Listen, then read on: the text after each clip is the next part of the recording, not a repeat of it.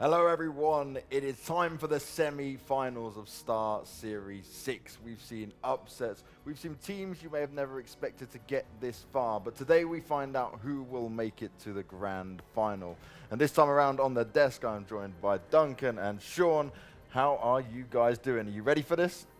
Yeah, I am. I mean, we've had some really good matchups yesterday. I was pleasantly surprised by both of these teams actually in their series. ENCE be able to take down Big, and then the way OpTic dismantled Renegades, like they absolutely destroyed them. So, I mean, even this opening series is just so sick. Yeah, I mean, people are going to look at the bracket and think, oh, this is kind of a weird set of teams, you know, how these teams got this far. But you look at the field, we did have Mouse Sports, Wednesday VSL New York, we had a whole bunch of the Legends teams, Complexity, Hellraisers, Big. Gambit. These teams just didn't make it this far. And obviously one of the teams we're about to see now defeated Big. So you can only beat who's in front of you. There were actually some legit wins over those squads anyway. Yeah. And so it just so happens that we had a lot of upsets. And that's why we've got a very unusual bracket going deep. Now, how this tournament's gone overall so far, right? We talk about the upsets, but I think one of the biggest storylines is both Fragsters and ENCE. Okay, now Fragsters are out of it, but they both had runs that people may have not expected going into this, especially with this ENCE lineup, who have shown that they're not just relying on, say, Sergey or Alexi B to come in there and kind of be your heavy hitters the whole time, right? We've seen the actual team perform to an acceptable level. Yeah, we have, and we've seen them do it on a variety of maps, which is the most shocking thing. I mean, for both of these teams in this opening series, they've proven they can play 5 maps, which coming into this event, I just would not have believed if you would have told me that. So, I mean, that's what is shocking to me. And then Vegas Squadron actually managing to get a best of 3. Obviously, I think Fragster's a little bit too young to maybe make that jump and make the semifinals at such a big event. But still, nonetheless, very impressive performance yesterday by Vegas Squadron. NRG, I don't think they've dropped a map yet this event, right? I don't think so. They went 3-0 in groups. Oh, no, they wouldn't have been. So, yeah, Energy yet to drop a map at the event. A lot of people's favorites coming into here, maybe outside of Mouse Sports. So, Mouse Sports, obviously. Not a crowd favorite, though. Definitely. Then again, not a fan of the crowds. No, they are not a fan of the crowds. Yeah, they like to put out some awkward tweets, maybe stay away from that in the future. The Fragster scenario, though, you also got to think for them, such young team here. Sure, me and you walked past it right at the end of our day, and we just heard everyone was screaming and shouting Vega, and then you had that one Fragsters fan, and they're like, yeah, go guys, go. And it's a tough pill to swallow. It is, and I don't know who is younger, that one fan or the players on the team. But yeah, not a lot of Fragsters fans here, unfortunately for them. But I mean, nonetheless, it was a very good showing by them. They took down a lot of big scalps in group stage. Took out their local rivals North, actually, right, in the group stage to get here. So I think they have nothing to hang their head on. And another team, right, North not making it through to the semifinals. That, to me, I was kind of the shock factor, right? NRG managing to get it done. They looked very convincing with it. Well, the thing is, that was actually a series in which North, on both maps, I think, had the lead. I think it was like they were up like 13 rounds, I think, on train, and it was like 12-9 on overpass. So they had the chances, and they actually had very good T-sides, which is something I saw in the whole tournament. Like, for me, the big transformation is people were wondering what would the effective Cadian coming in be. Well, he is the only in-game leader who has made Gade actually look really legit. He actually looks like a potential talent, someone with a very good AK. So I think there's a lot, as much as it's like disappointing when you see a big name like that doesn't go as deep, I actually think there's so much to take from this performance that it's hard to judge them off one tournament. I think we're a little bit robbed of a third map in that series, because in that train game, like you said, it looked like North was in control the entire game, but losing both pistols and the free gimme rounds afterwards put them in such a bad hole, and then the 1v2 against DAPS to give them give NRG 15 rounds. Like, there were so many weird things that didn't go North's way in that game. Obviously on Overpass, I don't think they were going to beat NRG on Overpass. A lot of things actually went North's way on Overpass, and they still lost. So it's kind of like one map, everything didn't go their way. One map, everything kind of went their way, and they still lost. So NRG deserved that win yesterday in my eyes. And you can see, if you look at it, they're head-to-head against North just at this tournament alone. That's 3 losses in total for them. NRG kind of being their kryptonite when it comes to it. But you've got to talk about NRG having that core 3 set of skilled players that really did deliver for them across most series here. Yeah, I don't think there's been a game yet that I've seen where the big 3 from NRG haven't showed up. It's always either Ethan, Breezy, or I guess Cirque has been kind of like the third best on the team, which a lot of people wouldn't expect, but I think lately I've been most impressed by Ethan. Ethan has just been dominating people. Breezy's right there next to him, though, so I guess it's hard to even say that. I mean, those two together, some of the best riflers on like a team in the top 10. So let's start looking down this ENCE versus OpTic matchup, right? An OpTic that previously we've literally seen not live up to standard, right? Everyone expects them, given the caliber of their players, the experience, to do so much better. But this time around, they're in a semi-final, and they're going up a very young team in ENCE.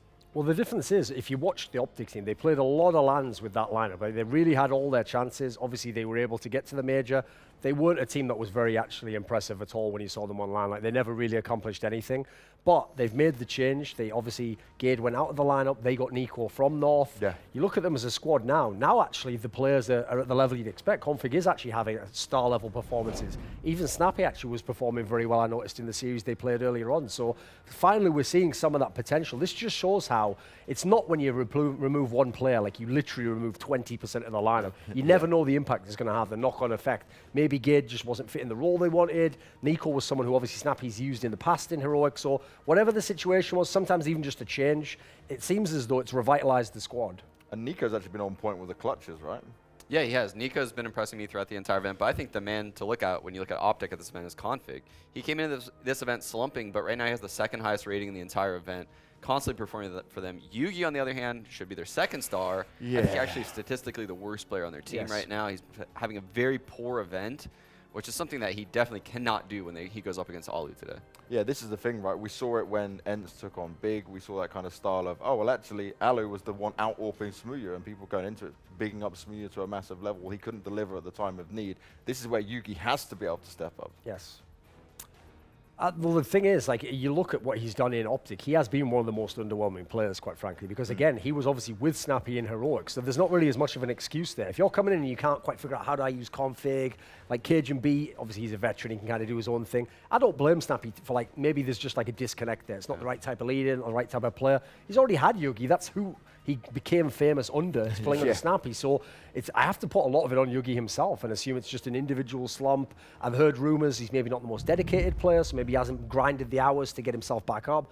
There's that whole factor where, obviously, when you're having bad results as well, I mean, if you're the AWPer, you're also not going to get as many AWPs in your hands. It's like the whole thing, I think, was probably like a perfect storm. It was bad for them in that sense. So I think if they're going to win this tournament, which you have to be looking at if you're in the semi-finals and you are a bigger name like OpTic, it's not just going to be Config on his own. You're probably going to need a couple of players to get online, because Nico's a good player, but he's a role player in this team at the moment.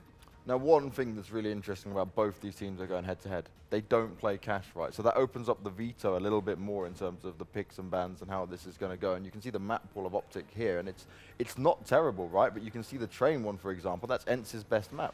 Yes. Yeah. And I mean, this is something Duncan and I have said like a million times when we watch teams. You just want them to float bans all the time to control the vetoes.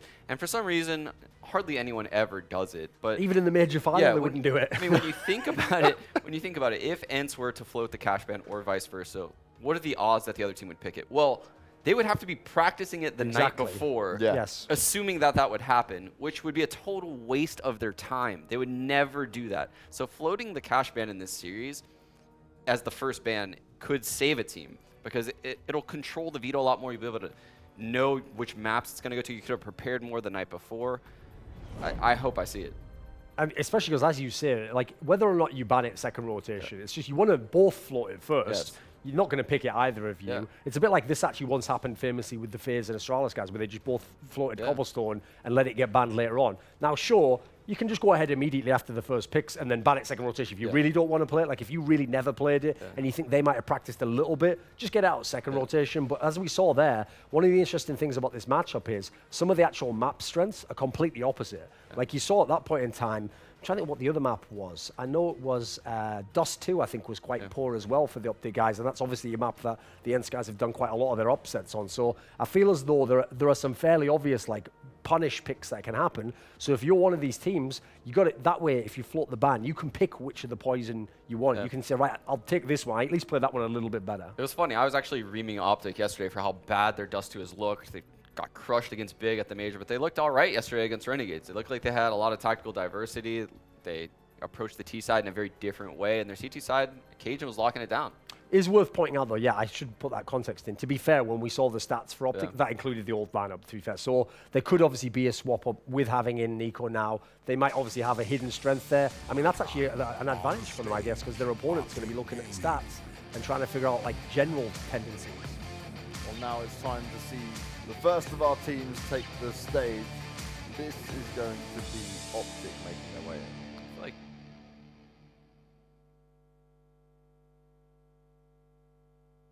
sound.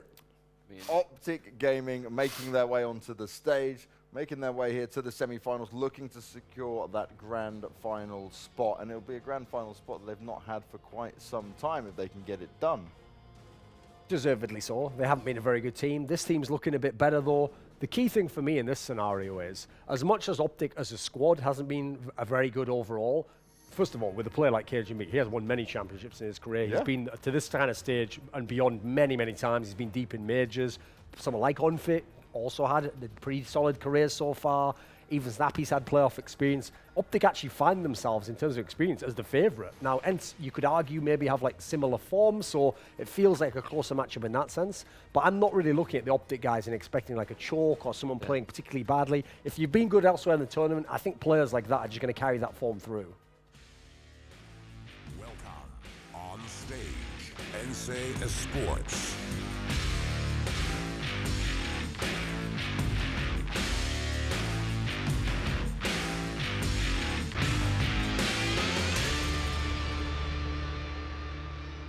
And here we have the Finnish boys from ENCE, a mix of experience and with some of the younger guns in there who have been able to perform quite well across the board. We notably say Sergey quite a lot. Ariel stepped up yesterday as well. And I think the most impressive thing what we saw against them going up against Big was that game of Overpass, right? It's not a map they so regularly play. It's not one of their key picks, but actually they were close to winning it. It was more that they kind of flopped it at the end there, where Gob started just stepping it up, and they almost got a bit rattled. Yeah, that was what I was saying. I was very impressed by ENCE and their map pool throughout this event. As such a young team to be able to play on 5, 6 maps even is such an impressive feat. Yeah, hats off to Natu and the staff at ENCE to be able to somehow manage to coach these guys through. Because yeah, Sergey only 16 years old, 6th highest rated player at the event. All the players on their team are actually above 1.0 rating. They're all quite compact when you look at the stats. Even Alexi B, their in-game leader, had an excellent performance in some of their matches. So nothing really showing as a weakness right now in this team. Except, as you alluded to, the pattern there, which was when they did play against Big, they showed a little bit of choke at times. So I mean, that's the fact I want to see when it comes in here. So okay, let's see if there's going to actually be a float here, because I have to say, as you said, Sean, the problem is, looks like OpTic's at least willing to gamble it. Now, if I'm ENCE, why are you ever going to not ban it here? Like, at this point in time, they're just not going to pick it first. If they do, fair play. You say, right, you can take your chances on that. That might actually be better, because OpTic has maps themselves that they can go into. They play stuff like Nuke, do you want to play that? No. So both teams have banned it at this point in time.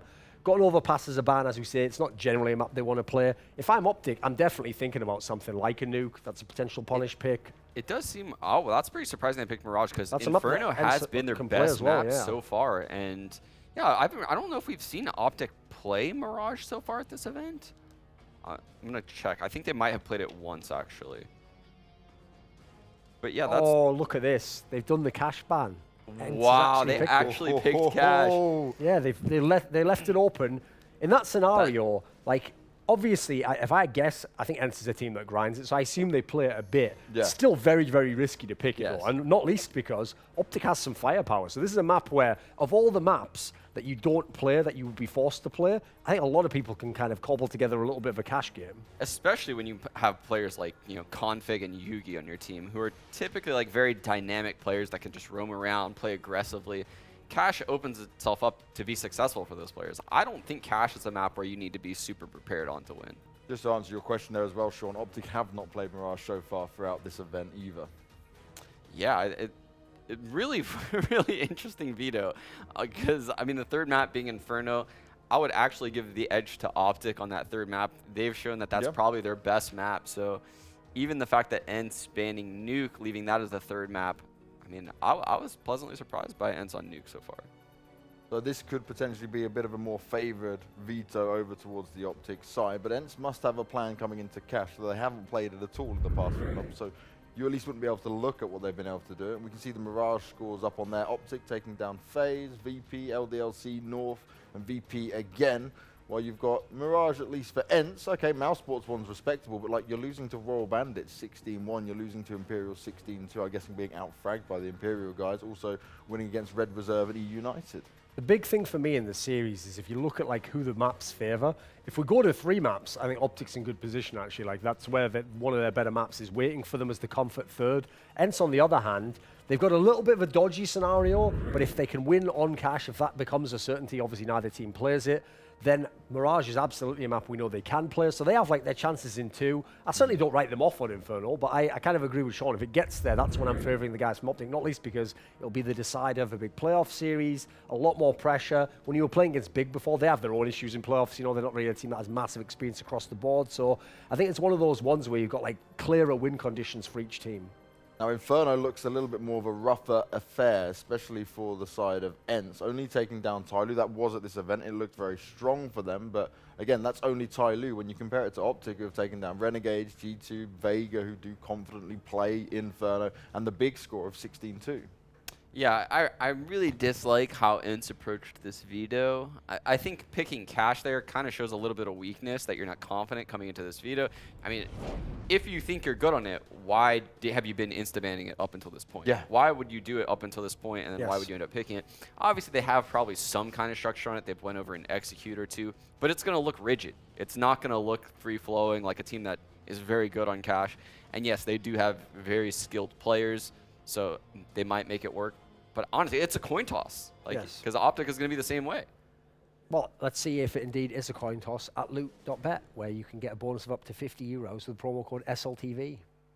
Yeah, let's see what odds they decide to give us for this opening game. And looking at this, right, we look at this ENCE lineup, we see, okay, yeah, they're the young guns going into this, but most of their games, they end up being grinded out, right? We're not seeing 16-2 wins. We've got the 16-6 against Tyloo, but they do take the very slow style. They definitely stick to their game plan, and we see a lot of like 16-10, 16-12 come out of them. I don't actually think, like, one of the things about this team is I know people were obviously impressed with Sergey, and everyone knows Alu because he's been around the top level of the team for so long.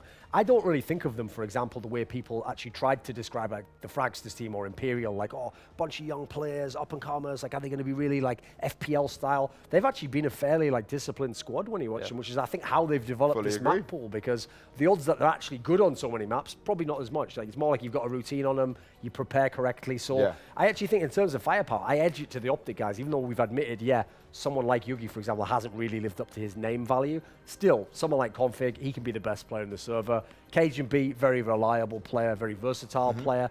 So I think overall, it's interesting because OpTic hasn't really been able to show, since they've just got the new lineup, the same sort of like general consistency as a team. They haven't been as good over the last few months. In fact, they were pretty bad. So ENCE perhaps has like the consistency, the general form, but OpTic, I think, has the raw firepower to get it done as well. So looking at kind of the first map and where we think this is going to start to lean towards, is this kind of a must-win condition for ENCE? Because I know, Sean, you were saying you're not going to be too happy if it goes to a third map, at least for ENCE. I think so, but I also think ENCE could be in a tough spot if any of these maps start off poorly. Something I haven't seen them really come back from is a slow start. Yesterday against Big, they started up 5-0, 5-0, and 4-0. I mean, as a young team, that's the dream, right? You're front running the entire time, and then eventually when it gets close, that's when they started to crumble. That's when, the cracks started to show, and the youth within this team started to show. So I think if OpTic starts well in any of these maps, which they probably will, especially like a map that they're comfortable on, like Mirage, they're going to run away with it. And that's why I think Cash is dangerous. And Inferno being OpTic's best map, ENCE is in a hard spot, in my opinion. Yeah, that's like a nice insurance policy to have if you're the guys from OpTic, because you might think to yourself, why not just pick that outright? Yeah. Well, the point is, in this scenario, what are the chances they get 2-0? They're thinking not very much. And also, if you pick Inferno at that point in time, maybe it changed up the veto. Then maybe the guys from ENCE are vetoing Mirage and we're playing Nuke as the third. So actually, it could very well have completely adjusted the way this veto goes. And remember, both teams coming in didn't necessarily know that both was going to float Cash. So sure, one of them, maybe the one that goes first, was thinking, well, I'm going to float it and make the other guy ban it. But then that would change the way you did the hypothetical veto. Because if you think the other team's going to ban Cash, you're now thinking, right, that's one more map out the equation. What am I going to pick elsewhere? And it would change the whole order of the pool in staying. Yeah, if I had to guess, the reason why they let Inferno be the third map is because ENCE likely expected OpTic to pick Inferno some point, and yeah. probably did a lot of homework on it. Yes. They probably looked into how OpTic has been winning the maps, what they could do to anti-strat, which is definitely a good idea. I mean, because OpTic leaving as the third probably, you know, knew they weren't going to pick it, clearly. That's why they picked Mirage, so they likely knew that ENCE would do that. A little bit of cat and mouse with the knife round, at least for Alu. Just Yeah. wants to take his time. Wants to There's certainly a pussy in the server right now. I set you up nicely for that one, Duncan. I definitely did. So to kind of what we're saying here for Mirage, right? OpTic, we're saying firepower-wise, is the one that's going to be ahead, certainly. And In theory, sure. what we necessarily haven't seen, right, is Yugi come up with that performance. Now, for me, it's like, if Yugi doesn't perform and the rest of his team still do, they've managed to get this far. So it's not even like a must-have, right? Perhaps, but the thing is, like, when I think, as we said, if you want to do the head-to-head, Alu's like a fairly consistent AWPer in that sense. Like, he doesn't seem to, like, what I like about him, it's very classically finishes. He's just like a very stable player. You know, he doesn't seem to get shifted by like emotion or what type of an opponent it is. Yeah. Plays his game generally. Yugi's, for me, a very stark contrast because he can hit crazy shots. Like, he clearly has talent, but he hasn't really been like integrated into the unit properly. So they got this far, but then again, you look at some of the teams they've beaten. Some of them maybe were slumping this event. Some of them maybe weren't on the form as much. Okay, maybe for this game, it's not like the absolute win condition, especially because you seem to have actually slightly outplayed them in the veto. But I certainly think if you get to that final, and especially if you end up playing against NRG, that is where you will absolutely need him online because, as we said before, NRG has the trio of stars. So I'm more looking as like a trajectory if OpTic indeed goes through, like where they're going to be at to potentially win the title. Because if you get this deep, you should already be thinking it's possible to win the championship, especially with so many kind of rookie teams at this stage of the tournament. Yeah, and I think that's fair to say, right? OpTic in this, they are the experienced ones. They're the ones that have been on these stages before. They're players, and what they've managed to do with their wealth of knowledge, it speaks for itself. But it is something, the fact that you haven't been here in a while, you know, that the nerves come back if you haven't been on the stage for a long time. And this is, you know, probably, I can't remember the last time I've seen some of these players in a semifinal. The only one would be Nico when he was obviously at DreamHack Stockholm. Yeah, he had one recently, but obviously, yes, because the rest of them have all been in OpTic for so long, it's been like group stage performances generally. You'd have to go back to the days of North to get like Cajun B. So the nerves could show, I guess, for OpTic. Very unlikely with veteran players on the team that they have, especially confidence that a lot of them have. It's more likely that ENCE were to be the team that would crack under pressure here. So is this a case of ENCE potentially being in hell if they can't get things going nice and early here? What a wax up. Yeah.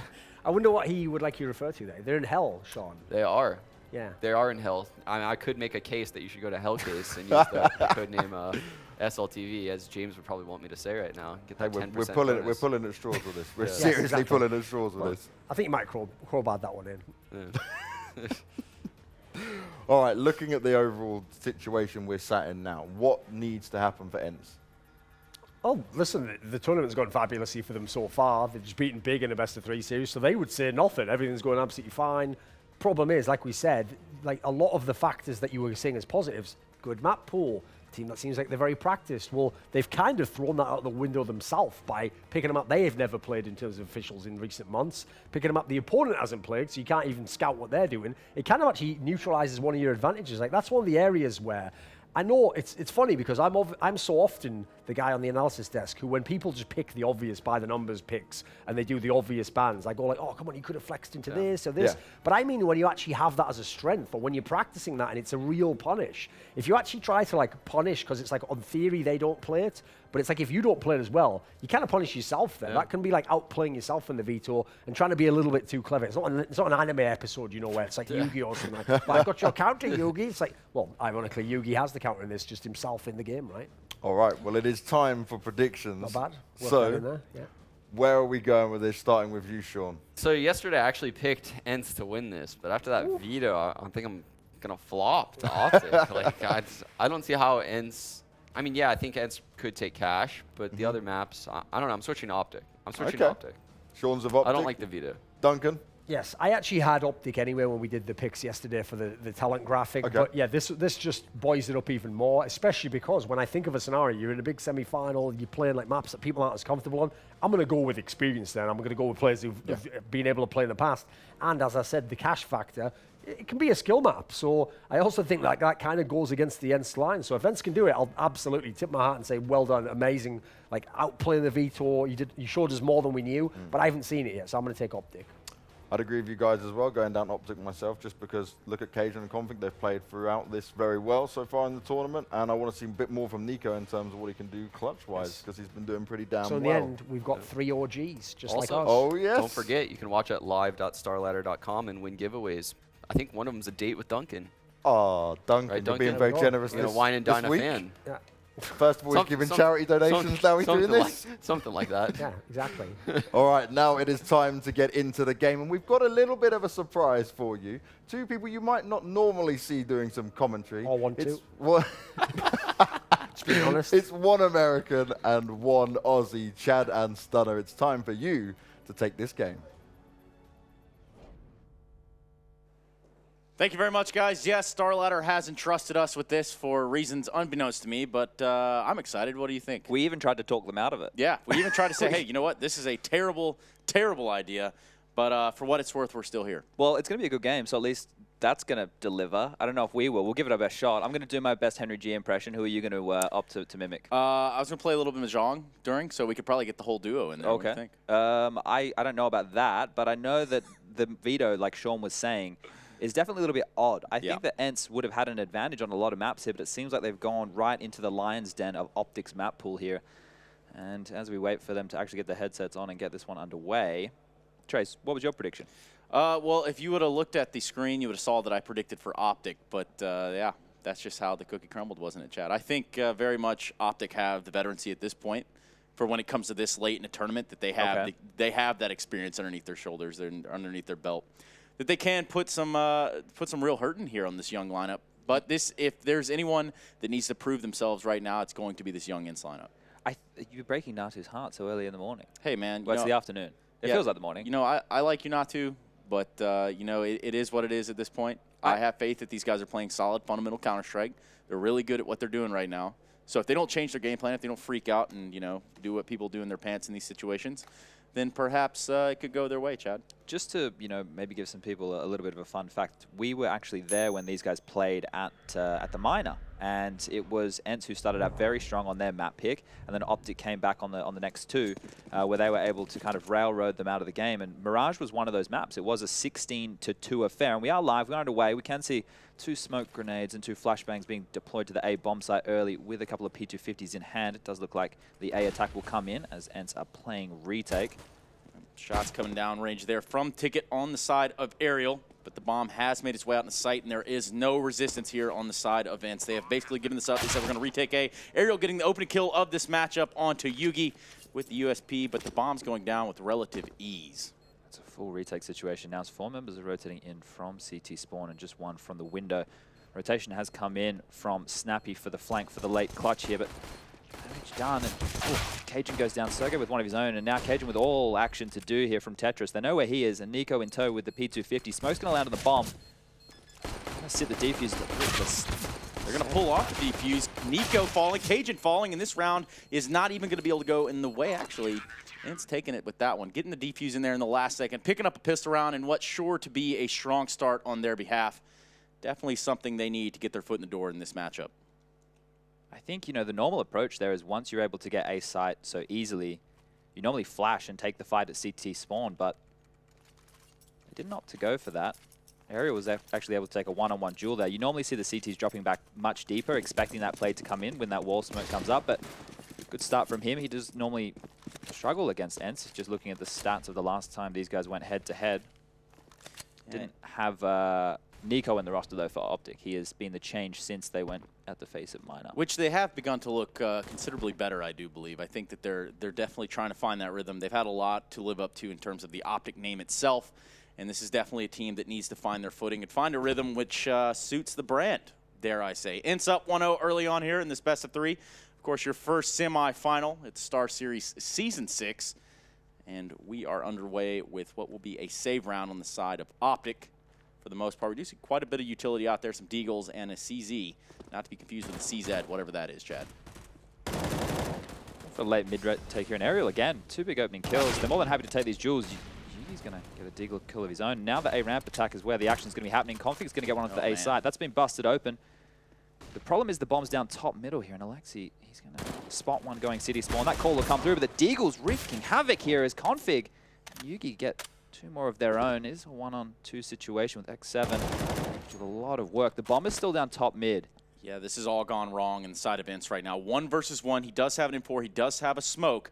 No kit, but the bomb has yet to be planted as it is down top mid. That is exactly correct. Nico trying to find his way up that path. There, the mid ramp. Slowly but surely, he will find the bomb. But now he's got to find his way into the bomb site. He's got roughly 20 seconds. He's going to have to go up cat. That's the only path right now for him to get into the site. And it looks like X7 is just going to wait, try to wait for that bomb plant. Perhaps even Nico psyched himself out here. He's definitely playing that post plan. He's going to wait for the bomb to go down. But the problem is, if he does that, Nico can reposition. He will hear the bomb getting planted right now. So we'll be on the site pretty quickly coming through checkers. But Nico does have a very good opportunity to find himself in a position where X7 has to clear a lot of angles. And X7 coming in with 59 points of health. Nico at 100, set up near their van. And for what it's worth, X7's now slowly creeping the site, trying to sniff him out, trying to find him within this site. Smoke on top of the bomb. Again, no kit. Can't find the kill, can't secure the round, and OpTic have turned this one around on its head. Unable to convert, ENCE lose the second round. Look to bounce back in the third. That's really strange because the duel that happened in top mid, they found the first 2 opening kills, and then Yugi just lit it up with one of his own. Config used that spacing, the distraction over towards middle to push up, get the kill into the A site. And from there, the confusion of ENCE really just unfolded. They got lost in the mid-round. X7, when he was left in the 1-on-2, it's very difficult. If you play the bomb, if you take that duel, Nico, you know, he gets a heads-up fight anyway, but normally you want to hedge over towards a bomb site. He just opted to play in limbo between the 2. Hard retake, didn't have the kit like we mentioned. They're going to force buy back of their own here, almost expending everything other than Alu, who wants to play for the AWP. It'll be just a standard mid-control coming out from OpTic. Members on the extremities, one towards B to watch the pushes, one towards apps. Nades are going to rain in. That's 2 huge nade kills from X7. That's a nice little counter strat on the anti-eco from OpTic there. That hurts. A really good read there by ENCE. They did elect to send no one towards the A side, stacking 3 on the side of B, and leaving just 1 over there for a little bit of information on the side of A. And now OpTic have found themselves in a bad way. 3 members left alive. They do have armor. They do have weapons and quite a bit of utility still to get inside of a bomb site, but they're going to have to brute force it. It's going to have to be a full-on push here in the B site. Nico finding 1, looking to find a second on catwalk. He does secure it, and now he's got to shut down that player window. He's going to let go of the catwalk, and the bomb will be planted here momentarily. Cajun going back in the apartments. This one should be done now. There's lots of utility on the side of OpTic here. Nico having a full kit left can expend and delay any position he chooses, but more than happy just to stay heads up and take the duel. I think if they can collect these guns from top middle, that's probably better than going for this round, because as the clock ticks down, see there isn't really a lot to work with on the side of ENCE. They should just go for the save there. I'm not quite sure why they're giving away any more of their lives. Yeah, they do find that kill there. There's not really much that ENCE can do to get back in this round. They can try to save that gun. Alu's going to have that AK. He's going to peel off, and head off to the A side of the map. And Aerial trying to get something going here, maybe get a frag, but not really anything coming to fruition here. After the first 2 kills of the round, too, Chad. I just want to note on Nico, this kid has been able to adapt to the teams that he's kind of been thrown to. Obviously, he moved to North. They won the Stockholm event with the DreamHack Masters. Then he got thrown aside. He's gone to OpTic, and he's performing at a very good level considering he's just getting thrown in. Now, to add a little bit more context to that, sure, he's back playing with Snappy, in-game leader from Heroic when they played together in that time, Yugi as well. So it's not extremely uncomfortable, but to get thrown from team to team, your roles might change. Shows that he's able to adapt very easily. Will be another eco coming out on the sides of ENCE here. Alu has upgraded the Kevlar with that AK. These ENCE ecos they're pretty fun to watch because they're not doing anything super standard. I mean, these guys are electing to stack one side or the other. Something you've got to do. You got to do something strange for a little piece of change here, Chad. And that's exactly what's going to happen. ENCE set up, dug in the trenches at A site, and frags are coming in. Likely more in favor of OpTic as this one does pan out. X7 aerial left.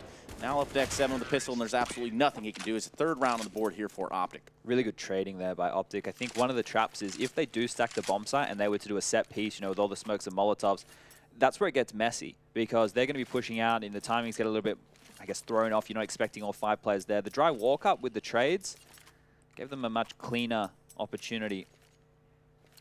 And it wasn't too difficult. They've been able to build a bit of a bank. So going forward, they should be able to get another gun round together. We'll have the first gun round of the game coming in. Ali will have his AWP. Yes, we are on par now. All players having weapons, so this one should bode just a little bit more action.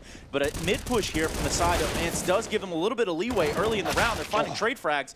It's now down to a 3v2. It's Alu and X7 left to defend these 2 bomb sites, in which the bomb is now down back towards the TV room, T side. Alu finding 1, making it 2v2, even in numbers. X7's going to peel off a catwalk, try to reposition himself to support Alu, who's finding most of the contact here. The window room is smoked off. Nico there just underneath it in connector, and Yugi's going to be able to grab this bomb. Now they need to decide what they want to do here. The timing of the smoke could haunt Yugi here, as Alu could pick to connector at any moment. This is be completely up to the random luck of the pick here. If Yugi's able to sneak past, as he does, it's very lucky there. But the nade will give away his position. They know it's going to be A now. Can hear the footsteps. From jungle, we'll hear the bomb going down, and the push is actually coming through right now from X7, so he's going to be on a very late A-ramp flank here. We have that plant there for connector, but ultimately they can't really get their way over that way. They will be cut off by Alu. Alu and X7 making it quick. Not any time to beat around the bush here. They do get the 2 frags right away, and the defuse is going to come out here. It's going to be a second round on the board for ENCE as we go into 6, and this one could be an all-day affair, Chad. Yeah, a bit of panic there in that 2v2 from the OpTic guys. They didn't really need to run out and take those duels. They didn't have much of an idea where the ENCE players were, but that's a very important round for ENCE to get on the board. This one here, however, they need to make sure that they can consolidate, get a second on the board, or their economy is going to be broken, and we will see them have to take another eco in the following. Are able to drop across a couple of guns. And we're finally seeing some utility chiming there from ENCE as well. They're going to need that to hold off some of these pushes from OpTic, who at the moment, both teams playing really fast games here. Did see that mid-control coming in the side of ENCE last round. Now we're going to see a standard 2-1-2 setup. Alu there in the window room with the AWP, trying to get something started here for ENCE early in the round. Yugi is pushed all the way up in these B halls. Does have his AWP and about half health to boot. So he tries to get some opening here. Perhaps they can lean more towards the B site. Bomb in the hands of Nico, sitting in the back lines, and Yuki's going to give it up. He's going to fall back. So we see some sort of set piece here, maybe perhaps a connector play. Alu rotated over very quickly from that window position, and now that's left mid completely open. You can see the rotation if you look at the map right now that's up on the screen, how the CTs really don't know where the Ts are at all. They're using a lot of utility right now to retake middle, but they had it for free. Yeah. They didn't realize that Yugi's pressure over towards the B bomb side actually forced a rotation early. Now, interestingly enough, mid-round ENCE have opted to take over the site control, and Sergey and Alu have both pushed in very close, so it's actually going to be a B split. Mid-control in the hands of OpTic. They're scaling their way up right now, pushing through a few smokes here. They're about to meet some contact on catwalk, and Config gets the best of Alexi B. Making the numbers in favor of OpTic. The health, though, dwindling. Config going to swing off, get another kill on X7, and this B bomb site's wide open right now. Now up to Aerial, Sergey, and Alu. Should save. Probably going to go for the save, but Snappy's going to have something to say about that. Never mind. Aerial's going to silence him. It's still a save call, and the reason for that is if you just glance to the right-hand side of your screen, you can see all the money left on the CTs here. Alexi B with only 900, X7, 200 in the bank, Aerial with 1250 of his own, and then Sergey and Alu are both broke. So going into next round, these weapons are going to be pivotal. If they were to go for this and lose, obviously they would have to take an eco. They're going to get that reset coming in. It's not a position you want to find yourself on the CT side. I'm so curious by the fact that, look, I know that ENCE, they do obviously have holes in their playbook, and they were able to beat Mousesports on this map in this tournament. They got blown out last time they played OpTic, 16-2, I believe it was. Now, you don't want to lose confidence because of a loss. Right. But still, head-to-head, it's not a map that I think suits ENCE against a team like OpTic who love to play heads-up. ENCE, we've seen them throughout the tournament. They play situations very disciplined. A map like Mirage becomes a lot more chaotic, a lot more sporadic in the mid-rounds, and we've already seen that playing out within the first 6. Now, is that a case of Natu cracking the whip over there is the real question, Chad? We know him as a whip cracker? They've definitely instilled the right attitude with this team. They're going to take a pause here, and that's where this is going to be discussed. When they dictated on that other round, they're able to find some opening kills, then win out in the 2v2 situation. Those are situations where I would still be favoring OpTic. The thing is, I don't want to say that ENCE have to gamble on their CT sides and hope to find picks, but right there, they made a rotation based off one player putting pressure on that B bomb site. Weapon game not super strong over here on the side of ENCE. They were able to retain an AK and M4 and an AWP in the hands of Alu going into the 7th round. But it's currently 4-2 here in favor of OpTic Gaming. And should OpTic pick up this round, start to crush the economy, this could start going one way rather than the other. Oh, X7 actually didn't force into this, where Alexi B has almost used all of his money. 750 left for him in the bank, a little bit of utility, couple smoke grenades for ENCE here. Someone needs to step up. Yeah, and in this case, we do see Yugi pushed all the way up in the B halls again. In fact, the entire team over there on that side of the map. And it looks like they're going to try to get something going here. Brute force into the B site. X7's going to be there with the CZ. Can't find one. Perhaps his teammate there in Alexi B can chime in, but he has been sniffed out. Yugi smells blood in the water. Cajun B finding a kill on Alu. Should be the save again, right? The B bomb site's already lost, and they're still happy to throw away that gun. The AWP in the hands of Alu, that's pivotal. Ariel's probably just going to try and retrieve it. Yeah, that's a defensive smoke. He just wants to get this AWP and hold on to it. That's, oh, Jesus. He was very lucky to be able to grab that. The chase should be on here because you get these guns out of ENCE's hand right now. The loss bonus will be building. I mean, you might as well punish them while you have them on the run, right? Like, kick them in while they're down. That's what they say, right? Well, the only reason that they might not is because Snappy only has 150 in the bank. Everybody else is looking relatively good. Ariel and Sergey saving AWP in M4. But Snappy looking for him and found him. Sergey not able to save anything. Now it's just Ariel with AWP. 4 members of OpTic alive, as they're probably not going to hunt as hard as you would expect, but Snappy able to take a considerable amount of money there and punish them for trying to save that weapon. It's now 5-2 in favor of OpTic going into this 8th round. This doesn't bode well for an early start on the side of ENCE. So when we look at these gun rounds that we've seen, which have been very limited, the opening kills have fallen in the hands of OpTic Gaming here. Config and Yugi have opened up all 3 of the gun rounds, I suppose. And on the CT side, especially when you did have save weaponry and 2 guys with CZ, you want to use your weaponry a little bit more proactively, right? You want to send Alu out on a fact-finding mission, or at least use him as the spearhead so that you can get an early kill and pick up another gun. What is the one thing we learned about opping on Mirage, Chad? Simple, the greatest player in the world said to us, do not AWP window on this map. It's pointless. You're just going to get pushed out by utility, smokes, molotovs, all that jazz. AWP short, AWP connector, AWP ticket. Don't AWP window. But don't opt the window. Don't AWP window. Shout out Simple in his hometown. In fact, we almost saw him last night, but he just evaded us a little bit. Kind of like another round evading the side of ENCE. They didn't really have a lot of firepower going to this round. Alu with the only weapon, and he's going to save it yet again. Here's its Ariel, Alu, AWP to save. And OpTic have absolutely zero resistance taking into this B bomb site. Looks like Yugi's able to just get a foothold in there in the halls early on, and they can't stop it. They don't have an answer for it yet. Yeah, once again, obviously the opening kill in favor of OpTic is no one has died. I think here's the situation. We're still early. We're still early in this game. Still early in this half, but at some point ENCE have to start going for the fights. We did see in the gun round that they won early, they did go for the mid control, right? They went for the mid control, they took the fight.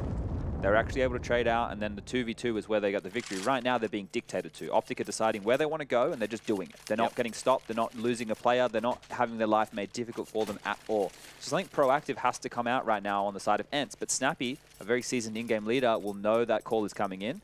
I assume that he, this time around, will probably call a very slow, a very passive default scenario, expecting a push, expecting the change-up from ENCE.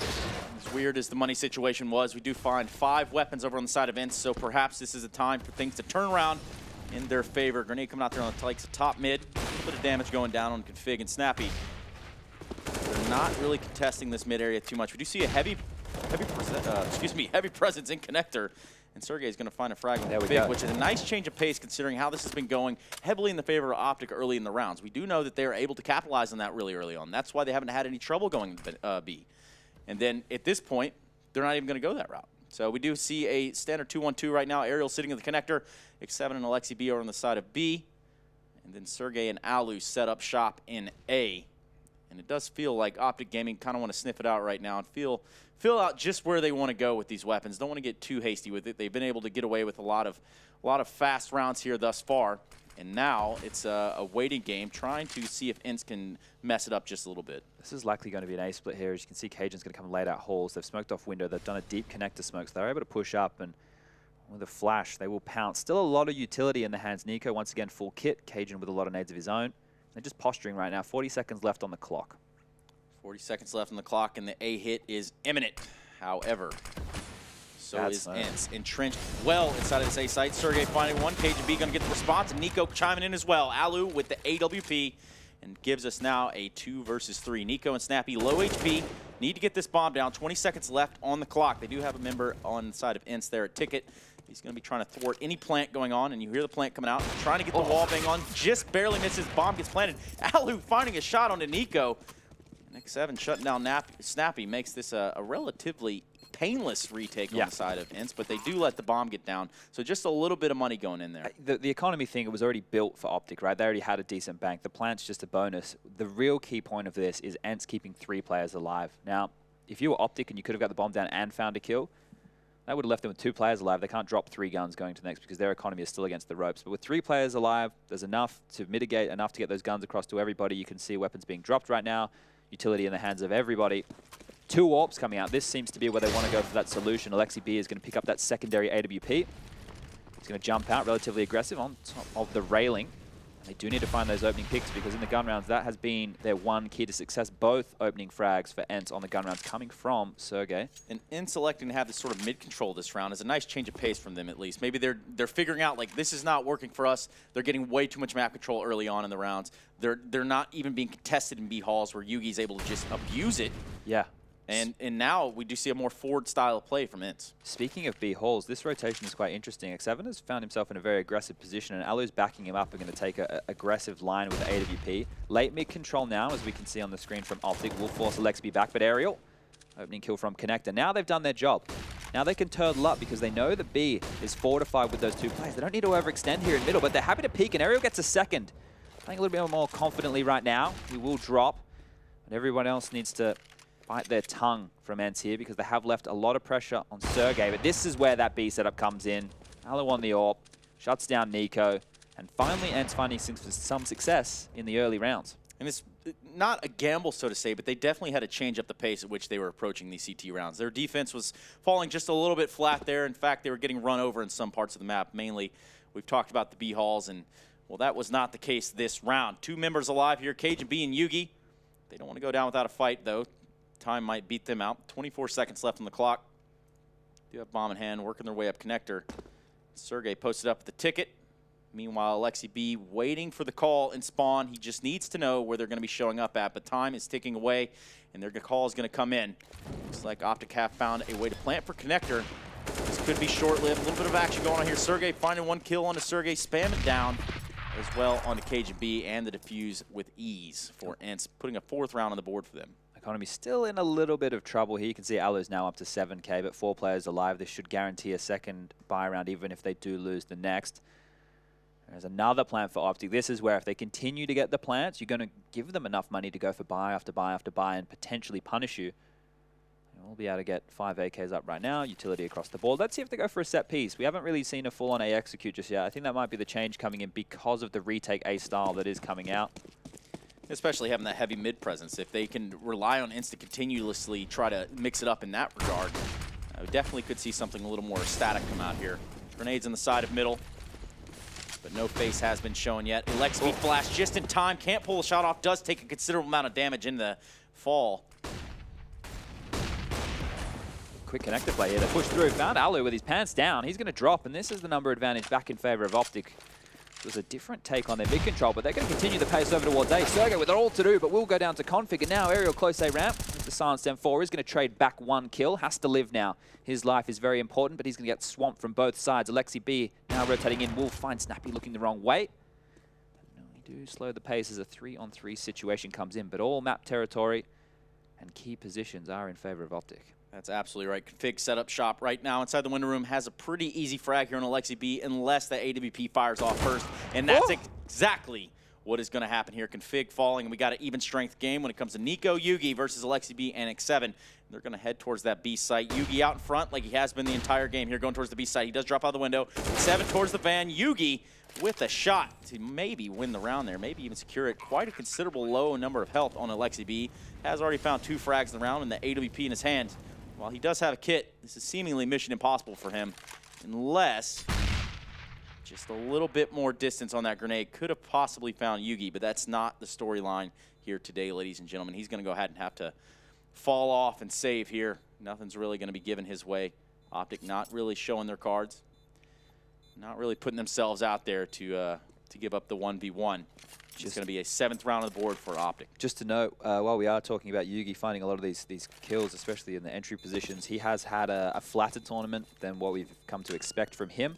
So far, he has had a lot of impact in this game. Obviously, he had that Deagle round early where him and Config were able to find 2 kills in the reset round, entering onto bomb sites and finding opening kills is something he's been fantastic at.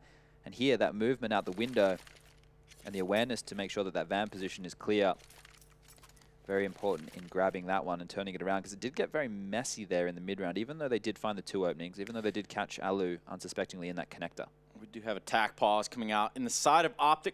Probably going to re-strategize here, reformulate their game plan. They do know what works now and what doesn't.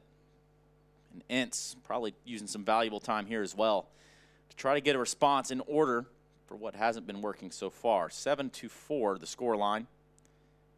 So I think you're bang on, Trace, because they know that the mid-control is something which has been where ENCE has found a little bit of success when they've actually been able to contest and find the opening kill. Here, they got flustered. Alexi B got flashed. He had to dip back through the smoke. Alu overstayed his welcome within connector.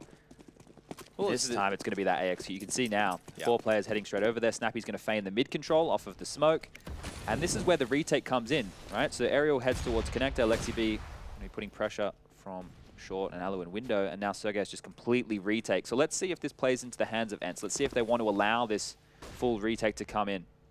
We're about to have a shootout, the A corral over here on the side of OpTic. They are getting set up for what could be a pretty heavy A hit here. Alu spotting the underpass with the AWP. ENCE having full mid control at this point. Aerial pushed up there under. They're expecting someone out the underpass, but that's not going to be the case. Smoke's out on the side of A, and OpTic are full on, gas pedal down all the way to the metal as they work their way out here onto the A site. The bomb will be planted with ease. No players have died. And Aerial, good positioning to find himself in a good flank around towards that A site, but as it stands, you got 5 alive on each side. Aerial is key, though, because he's contained it so that they can't come in for that late kill onto mid, but unfortunately, Yugi too aware will find it. Now he has a free avenue all the way around, and the save call comes in. Tails between the legs, away they go, and the hunt should be on. Yugi's quite aware that they may be opting for the save. He's already found himself in B apartments. This could get weird real quick. Yeah, he's sniffing closer and closer, so lucky Alu's awareness is up there and should catch this kill, and he does indeed.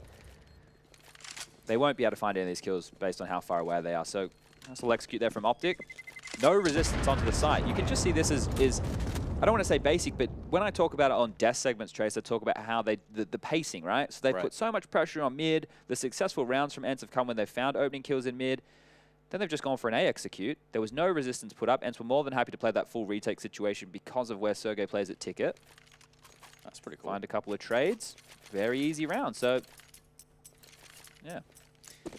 You're absolutely right, Chad. OpTic dictating the pace. ENCE struggling to find an answer as we go into the 13th round. 8-4. If you're joining us from work, can't really tune in. That's the scoreline here. OpTic in the driver's seat thus far. They do seemingly have the vision needed. Right now, that mid control is going to go in their favor. Not much that ENCE can do. They do have enough weaponry, though. They do have enough utility. Alexi B with the op, Alu with the op. So double op set up there on the side of ENCE. It's so difficult to reinitiate mid control on a map like this, because if the Ts can establish a foothold, you're flashing out into the unknown. It's not like there's a lot of spots that you can smoke off to really too much pressure, as now they'll do the basic mid control smoke, the deep connector smoke, followed by the window smoke. Ali will still be able to take a face from Catwalk. 4 members of OpTic now. Alexi B finding himself in sort of a pivot position there. I'm unsure whether someone's going to come out of A, but they are certainly stacked up. Aerial and Sergey towards the palace and towards the ramp. But mid control is the name of the game here. OpTic edging towards that connector. Now going to be able to choose which path they want to take, whether up Catwalk, or they want to go underpass, try to take it back to B, or do they just want to storm the connector right now in sort of a blitzkrieg style. Cajun B sitting there on the ramp, going to find some resistance in Aerial. We have a little bit of a gunfight, and Aerial's going to come out on top with the M4. Now Alexi B stuck, smoked off in jungle. Nico chiming in, going to get a frag on a Sergey. 4 versus 4. We have 3 ops remaining on the board, one which is in Yugi's hands. You can never dismiss that. However, the Bomb has been planted in the A site. Yugi Snappy set up at the connector. And Nico and Config over there on the side of the Palace. But look at Yugi, this. there we go. Perfect positioning to catch the guy rotating. There's absolutely nothing that ENCE can do at this point. Perhaps if Aerial can get something going here early on, but there are simply no OpTic players set up in a position for him to shoot. The thing is, right, Aerial does have A ramp control. That's fine, but because mid control has been completely given up, Alexi B has to cover window, and you could see Sergey from the site looking towards connector, but he's completely hoping that no one steps out Palace. He has so many positions that he's just leaving open. That is, these setups that ENCE are finding themselves in mid-round are the most awkward positions because, sure, you're glued and looking at one spot, but if a timing comes through, if an OpTic player decides to push a smoke, you're left in absolute limbo, and you're going to get shot in the back or the side of the head. I mean, it's almost surgical from OpTic at this point, right? They're getting to pick and choose where they want to go, how they want to make the incision, and where they want to go on this map. It's not like they're finding any sort of super stiff resistance, and the only success ENCE has found thus far is sort of weird setups within the B halls, or perhaps this mid control they were finding success in early on. But now, 3 weapons on the side of ENCE, 2 CZs the side of that, and absolutely no money troubles over on the side of OpTic. Snappy going to get an aggressive position, finds a one-way there, and does take down Alexi B without any problems, already giving the power play an advantage of OpTic. Oh, Snappy getting a little bit hungry there, but it will be a B execute, and they're going to be locked out by the wall of utility. Aerial on the quick flank, though, will be jumping up. They haven't quite heard him here as Seven's going to get one with the orb. He's going to continue to spam down with the M4. Does a lot of damage, and whew, in the fray, the orb's done a lot of damage. Yeah, that all turned around really quickly, didn't it? Config left in a 1 versus 4, plenty of utility here. 2 flashes of smoke and a Molotov, and positioning inside of this market. However, he does have a minute to work with. The bomb hasn't been planted, and right now the claws are grasping in tighter and tighter. It looks like X7's going to be peeking off this catwalk. Fig's got a lot of work to do for himself here. In fact, getting this bomb might prove to be just the most troublesome part. It's down up there in the Palace, or excuse me, up there in the halls. Now X7. These situations that ENCE just played, there is not many teams that I see play them better than the way ENCE do. They wait for the bomb to go down. They're not really willing to give away any kills to allow Config to have a chance. They did the same thing in the big game. There was the 1v3 with Smooya towards the inner bomb site, where Smooya did everything he needed to do to try and find kills. But if you don't offer anything up, he has to plant, and then as you hear that bomb going down, you tighten the grip. Talk to me about this graph, Chad. Talk to me about what this is. I love this graph. It's actually very important because it can very, I guess, easily show you how many players were alive and then help us tell the narrative about money loss, you know, if economies are built. And as you can see within this last round, it doesn't matter too much. Oh, that leg shot matters more than anything, as X7 will survive and then get the kill himself. So that is huge. Yugi's going to be very disappointed he didn't land that one to the torso, take him down. A number advantage will fall in the favor of ENCE. That is the first time that ENCE lost the opening kill and won the round throughout this half. So that's hugely important. And Yugi's found absolutely no trouble finding his way up those B halls. It's almost like they could have capitalized on that alone leading in this last round of the half. Of course, it's 9-5. It could have been probably a lot more of a landslide. In fact, here's that 1v1. We got a little quick replay. I love these happening in the middle of the round like this during a lull. Oh. And that doesn't mean you should be spamming chat with lull, of course. Either way, the numbers are dwindling slowly here in the last round. Now down to Nico and Cajun B. X7 finding one on the Cajun. So now Nico has the impossible. And it looks like X7 is going to make that a really quick affair. So we go into halftime here. It's a pretty decent half considering the way it felt like OpTic were dictating. It really did feel like OpTic had full control of that. And the fact that ENCE were able to stay together. We can talk a little bit more about this after the break, though, Trace. Yep, let's do just that. We're going to go to a quick break, and when we come back, we got the second half of the first semifinal of Star Series Season 6.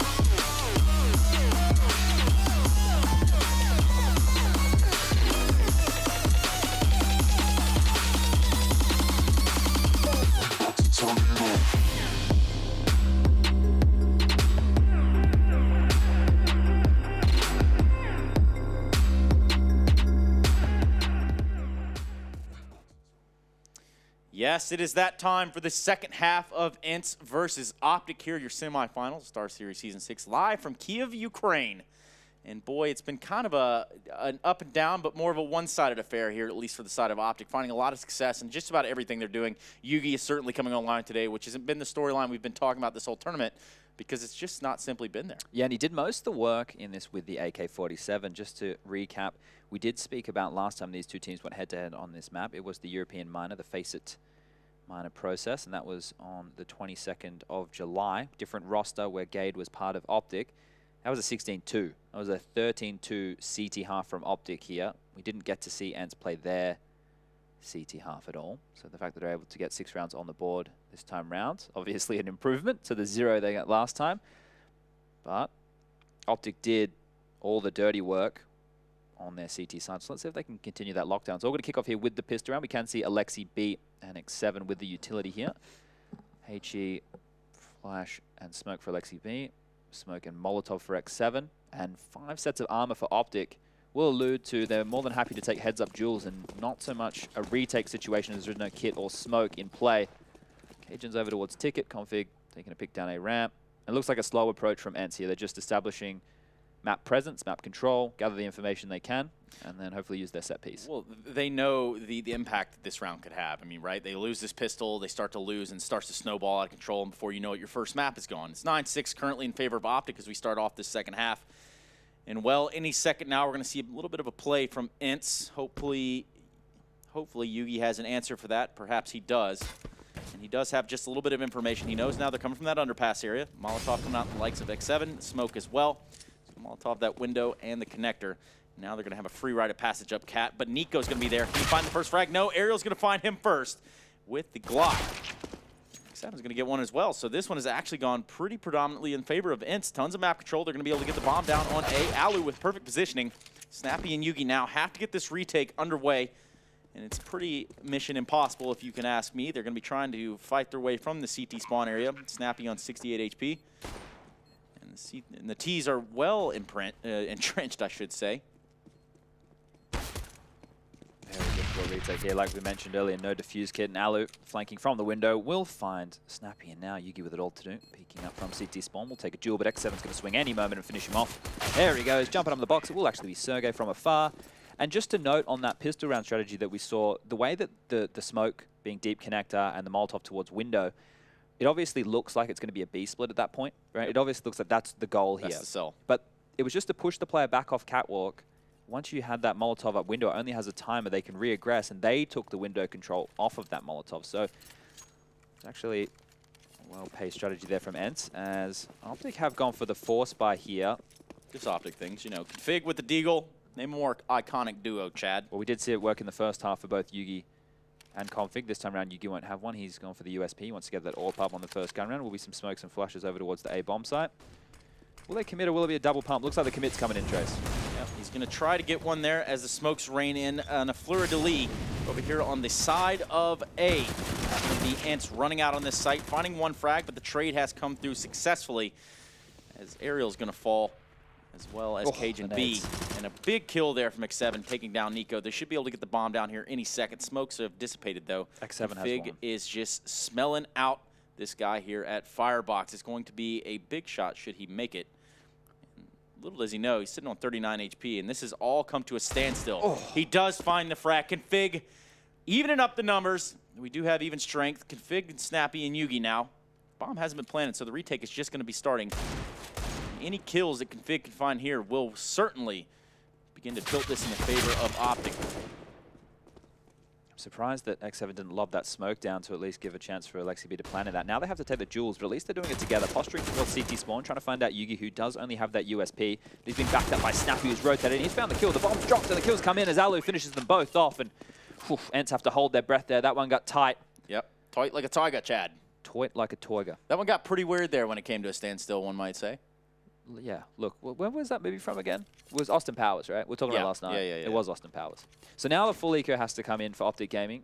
OpTic will go into the first gun round low-ish on utility based off the purchase in the second, but Yugi will have his AWP. You can see that he has 3750 in the bank. Config ready to throw this grenade top middle and try to do any sort of damage that he can, but a dink coming out on the side of OpTic is going to put some damage onto Alu. There towards the A ramp. We see him spread out pretty far across the map. X7 though, working some magic with the MAC-10. A little bit of a drive-by on a Yugi, an important player to be taken out in any round. This is the way he's playing this game is pretty impressive, one might say. Looks like any second they're going to abuse this Palace and Connector and try to maybe perhaps split right here, as they do also have a player on a ramp. A little bit of damage on a Nico. And anything that OpTic can do now in the way of damage will help them forward in this round. But again, backs against the wall. They full-on saved here. We had 5 USPs, no armor, no kits. It's not only in this round the damage can be done. If they get any more kills in this one, because of how much they were able to do in the previous, that's going to rattle on through the first gun round here, ENCE. Oh, That was cool. yeah, just you were dead. You're dead now, dog. That's what happens without that head armor. That MAC-10 can work absolute magic. This one's going to be a mop-up here. Snappy left last alive. All 5 members of ENCE still breathing. Yeah, Chad, and speaking of breathing, let's do a little bit of that. Let's talk about your entire life. What do you think? Where do you want to start? Let's talk about your German and how that's coming along. Mein Deutsch ist nicht gut, Junge. Okay, it's not bad. I wouldn't know the difference, but wunderbar. Apparently my pronunciation is not too bad. As we see the buy coming up, you can maybe get some more money over at LootBet, apparently. Yeah, but make sure if you do that, you're also gambling responsibly. Definitely responsibly. Do everything in life responsibly. Do not, I repeat, do not go and take your parents' credit cards and go play these things. Or you'll have as limited utility as OpTic Gaming right now, who only have 1 Molotov, have 4 smokes, but you know, if it was a heads-up play right here, wouldn't be able to stop the rush. Now he looks like he wants to do his best Yugi impression, going quickly over towards B with that MAC-10. He's got him on the ropes right now. I pushed him back, had him freaking out there that this might be a full-on B hit. 9-9 is the score line, and we do see an OpTic Gaming gearing up for a hit there on B. However, they have fallen off. Yugi's finding his way all the way around towards Ticket, and Alexi B has all that connector control too. He could capitalize on this later in the round. This could turn into a pivotal position, perhaps even securing a frag in the back there. But ENCE doing it slow and methodical, quick and quiet, some might even say, as he wanders right into the crosshair config. Shot in the back of the head. And that's just the way the cookie crumbled for him. Sergey taking a little bit of damage as well, so now ENCE have been stopped. Yugi finding a frag here with AWP, trying to find another one through the box. Can't find it. Sergey trying to even the numbers up himself. So 3v4. Bomb hasn't quite made his way out on the site, but they do have a player now cheating towards that window room. Cajun B, though, set up at Firebox. He's going to probably find considerable damage. Wow. Not going to happen. Sergey says, see you later, bud. Cajun B deleted. Nico and Snappy now going to be put on this retake as they look to get back inside of this A site. The bomb will be planted. In a pretty safe position. Snappy working that CT ramp. Nico through the connector. Smoked off currently, so they're going to have to wait just a little bit. Alu posted up, waiting for the window room rotation, but Ariel reads it all too well. Nico can't sneak through that smoke. You're no Stewie 2K. Snappy's going to find one, but this round's done. He's cornered off here. Alu's in city spawn. If he tries to run, he's going to get taken down. Not going to be able to hold on to the AWP, and Alu will be able to upgrade to that one. I thought that was cool. Both teams have done very similar gun rounds where they've drawn that rotation out early towards B, and what that did was open the window for Alexi to get connector relatively free. The problem was, I understand, like, he's the in-game leader. He's trying to make a play in that regard, right? But he's just walked out with his back turned completely to window. So I was lucky with these 2 huge shots that we did see come out from Sergey. Yeah, and for all intents and purposes, Sergey and that frag probably shouldn't have went down the way it did. But that right there is a round-winning kill. Yeah, absolutely, 100%. The guy at Firebox, Cajun B, deleted. And of course, they are able to walk away with round number 10. ENCE have battled back from a 6-9 and now find themselves in the lead, just barely. We do see 3 Deagles, 157, 1 P250 on the side of OpTic and a save. No kits, so they're going to have to do some damage early on here in this round. ENCE have left the bomb and spawn, so they give themselves a little bit of flexibility whether they want to traverse over to A or to B. And right now, mid-control has happened. Alu finds the AWP kill onto Nico. It's quick. Smoked out the window, and now they have full mid-control. Not a whole lot OpTic can do here, but hope they walk into their crosshairs. And the bomb in Palace, though, will be running into the hands of the P250 of Cajun. They do want to take fights towards middle, and Config's just going to brazenly step out, absolutely destroy Alu there, and I think this is the go for the A players. Alexi leading the charge, leading by example. Does have the bomb in hand, so as soon as he's spotted the rotation, we'll be able to come in, and that point will be called. Yeah, attack's going to come through. Aerial's going to find one through connector, and the pinch is on. Pinch is on. Aerial finds 2. And pistols in the hands of OpTic. So not much to expect there, but some pretty impressive kills at least on the side of Config. Well, we've seen what they've done with the Deagle earlier in that first half. Config and Yugi combined for 4 kills to be able to steal that second round. We know he's been a beast with that weapon. Continues it here. Look at that. This is what I would call the first proper gun round for OpTic. Because the reason this is almost a full gun round. I still wouldn't call it a full gun round because Yugi doesn't have full utility. But we're almost there. You know, in modern Counter-Strike, this would have to probably pass as a full gun round. You want to have all those smokes, Molotovs, all that utility to really slow down the aggression as Yugi's going to try and one-way a smoke at Alexi B. No, no, no. It's a crying shame, ain't it, Chad? You hate to see it as ENCE are going to kick off this round. Very early advantage. What they're going to do, because most teams will go relatively aggressive to find a trade killer. Nico's going to be doing that, pushing behind the smoke. Now he has a nice little peer down to underpass, see if anybody wants to be going for under window control, and they don't. So at this point now, ENCE are waiting across the map. They're seeing if any pushes from OpTic will come in to equalize this. No pushes have come in. They're more than happy just to play this 2-2 situation. So a lot of pressure now on the bomb sites when the execute comes in. And they're going to favor this B side heavily. And any second now, this hit's going to be coming on. Right now, the defense includes Snappy. And Nico will have to join the party just a little bit later. X7 edging ever so closely out that B halls. And they're not going to have any indication that this hit's coming on until they're already in the site. Here it is. The flash is coming out. They're going to be trying to run out on this B bomb site with just a little bit of resistance. Molotov there is going to slow him down. Snappy finding one onto Aerial. And now Alexi B chiming in as well. Hasn't been quite the consistent fragger in this game, but nonetheless, he has chimed in this round in a big way and finding 2 kills. 2 versus 3. The bomb is going to be planted. And now Config and Cajun B have to make that decision to GTFO and find some safety with the remaining weapons they have saved. Now an M4 and AWP. The thing is, Config's the type of guy who wants to go for that round, but you can see the calls come in from the in-game leader or whomever that it should be the save as Cajun's already was backing out. Now, the hard part is holding on to these guns. The bank has already been built very early for ENCE by keeping a lot of those rounds clean, so they're more than happy to pinch right now and see if they can find any exits. So he's pushing up very aggressively. I wonder if Alu's going to throw anything for him. Just letting him dry peek around the corners. Nice little off angle from Cajun. Might get a kill here. And he doesn't. Sergey is too quick again onto Cajun B. We just saw it firebox, and now we see it on the save. ENCE go up to 12. OpTic at 9. This is not how we could have seen this one going in the first half, Chad. Well, we do have Aerial on 19 kills.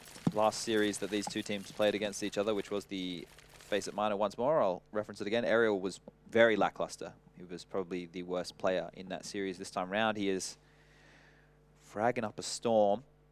Tactical pause from OpTic as they need to consider their options right now, because we do have 3,300 on Nico, we do have 3,700 on Snappy, 2,700 on Cajun, Yugi has 2,800 and the AWP in the hands of Config. They are going to go for just a light pistol upgrade. A couple of players getting Kevlar and a pistol of choice. 257s are out. Cajun's got himself a CZ, smoke grenade. Yugi's gone for the Deagle.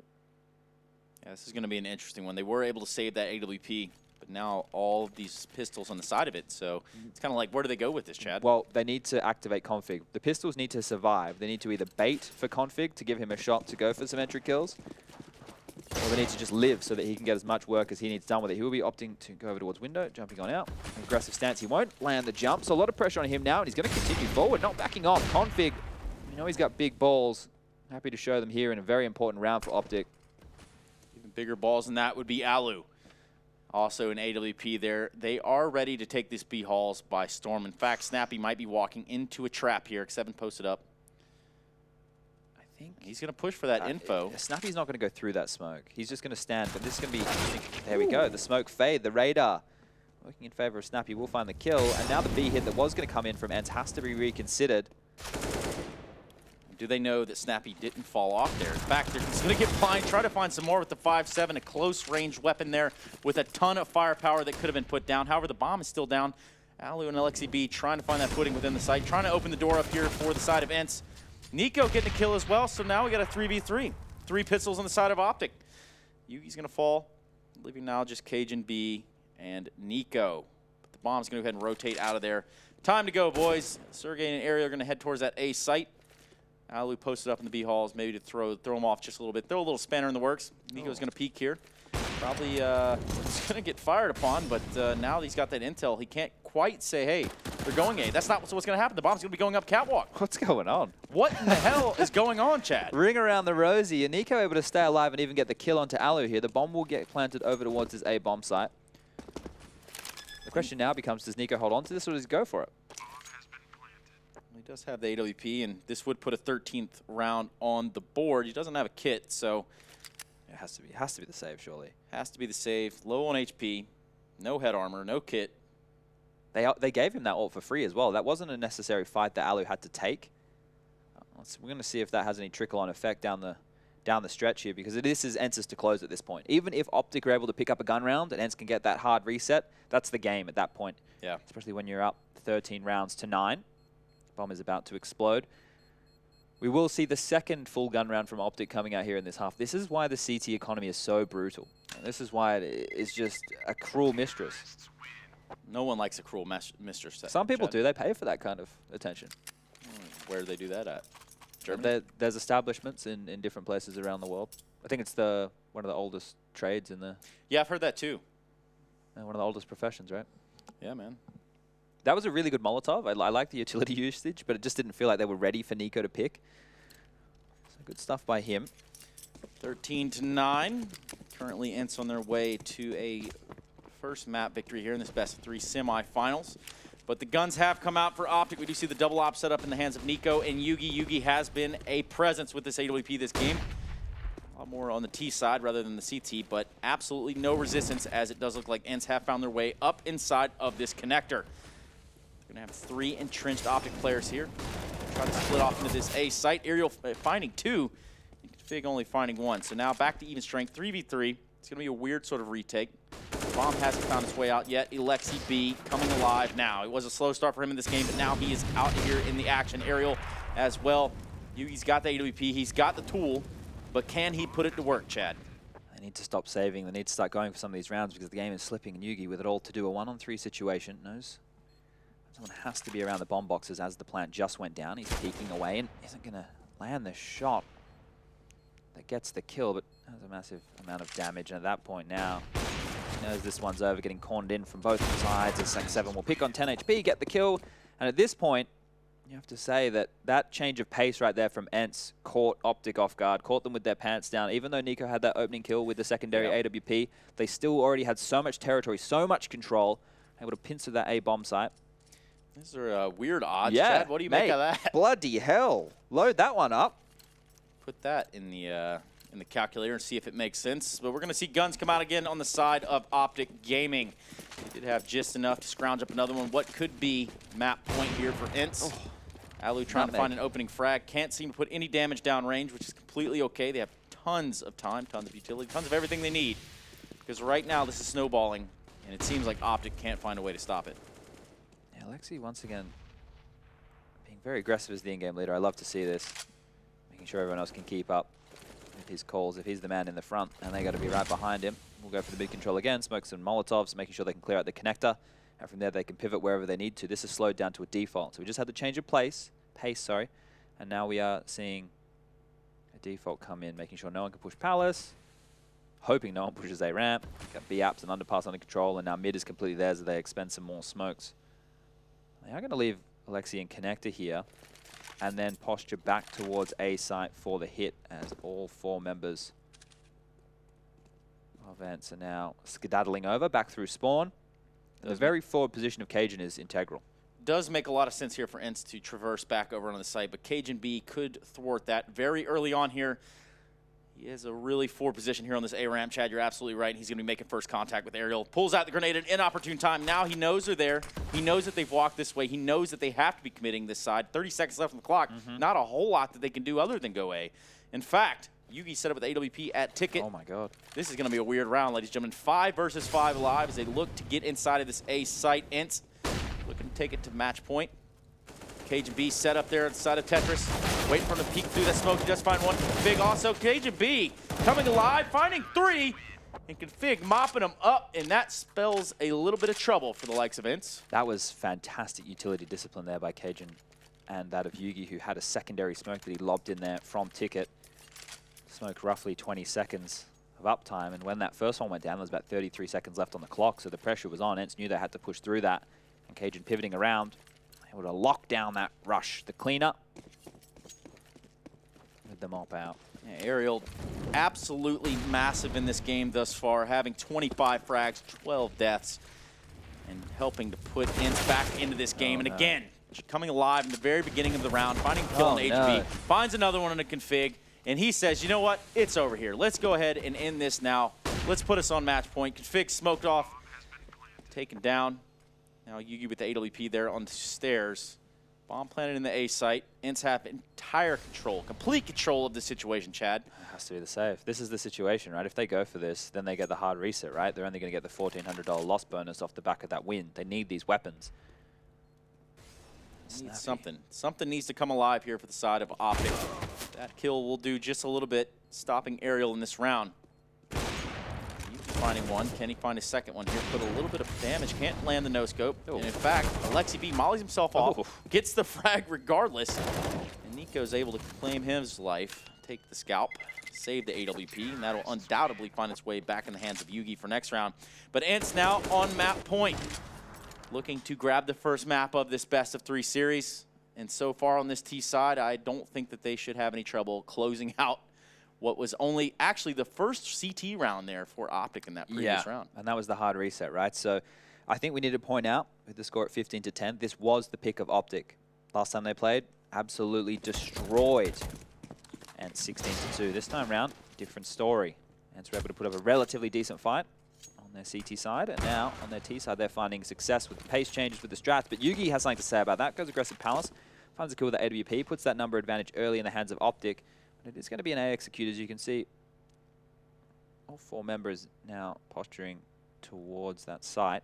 And set up towards that A site. They have no vision over on the side of B, but OpTic also have no vision that way as well. So now the hit is on here on the A site. It looks like it's going to be a full-on hit with the likes of ENCE.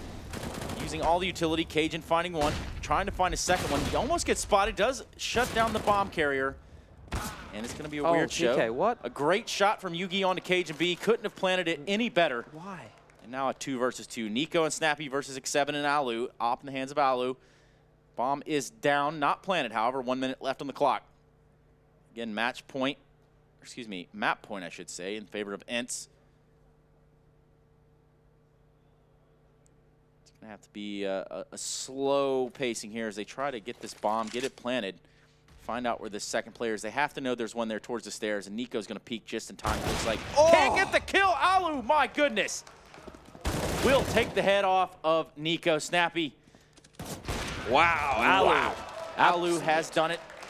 He has given this map to ENCE. 16-10 is the scoreline on Mirage, and one in which the first half wasn't necessarily in their favor by any stretch. I do believe it was a 9-6 half.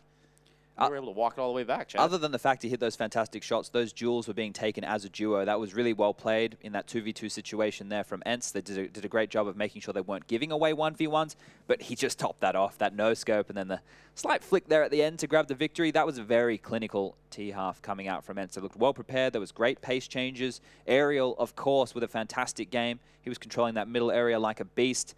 I think that ENCE have to be obviously happy by grabbing that map pick. We did think it was going to be quite a brawly game considering the map pool. We do have Cage coming up next, which will be the choice of ENCE. Which, if you're OpTic and you came in here thinking, okay, we should have a much easier time, that's just not how it works. I mean, I guess ENCE was woken up there later in that second half, and for what we saw absolutely zero resistance almost within OpTic on their CT side. Yeah, look, the one round they got was Cajun being very close A ramp. I like that round as well. They're playing for information, but unfortunately here, I think that OpTic are going to find themselves in a rough spot. We do know this next map can be brawly. It's just we didn't see a lot out of Config. You know, it wasn't that he was hugely lackluster, but we know he can take over games. And in other games that they've won throughout this tournament, Config and Cajun were towards the top, Trace. Well, towards the top is where we're headed, and we're only halfway there. Let's go ahead and give it over to the panel now. That was the esteemed analyst over on that desk. Take it away, guys.